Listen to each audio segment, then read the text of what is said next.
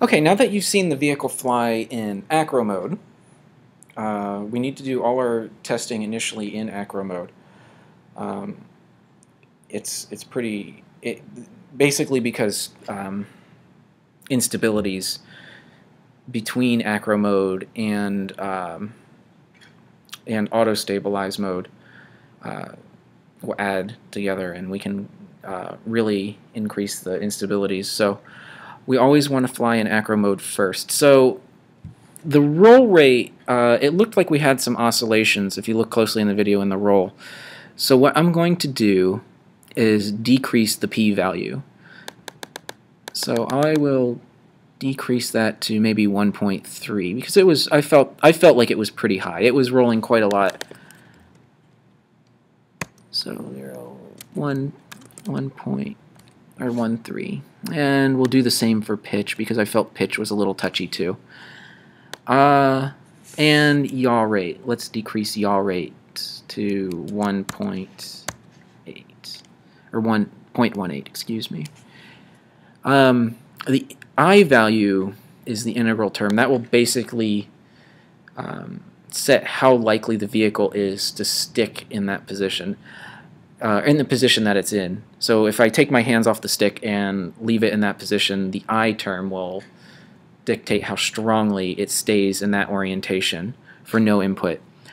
I'm not going to tune that here. That's something that you can play with a little bit more on your own, but in this case I don't think that it's really necessary. So I'm going to write these parameters, and I am going to go ahead and fly again. So we'll see what the results look like. So we're going to begin our second test flight. You can see the helicopter begin to spin up here in a moment. There it goes.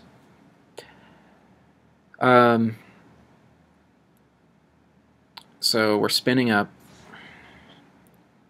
Still waiting. I'm slowly increasing the collective pitch now until the helicopter begins to take off. I've noticed a little bit of adverse yaw, so again, I corrected that just like we did in the last video. Alright, and now I'm going to slowly increase the collective pitch. Okay?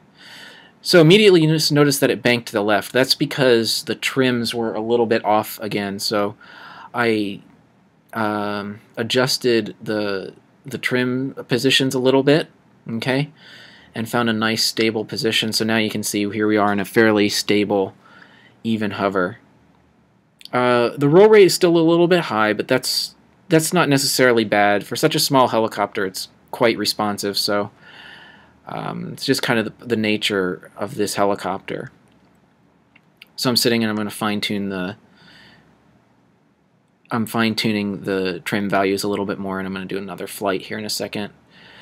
But you will notice that the oscillations that we were seeing in the previous video are gone, and I'm able to have a much more stable flying experience here. One other thing you may need to look for, it didn't really occur in this case, the default values of the Ardu Pilot are quite high for the proportional controls. So it might not be an issue, but if the helicopter feels sluggish, like its roll rate is very low, it's very slow to respond to your stick inputs, that's a sign that you need to actually increase your proportional values. Okay, so that's I guess the opposite end of the spectrum. As I said, it didn't happen in this case, so I don't really have a demo for you.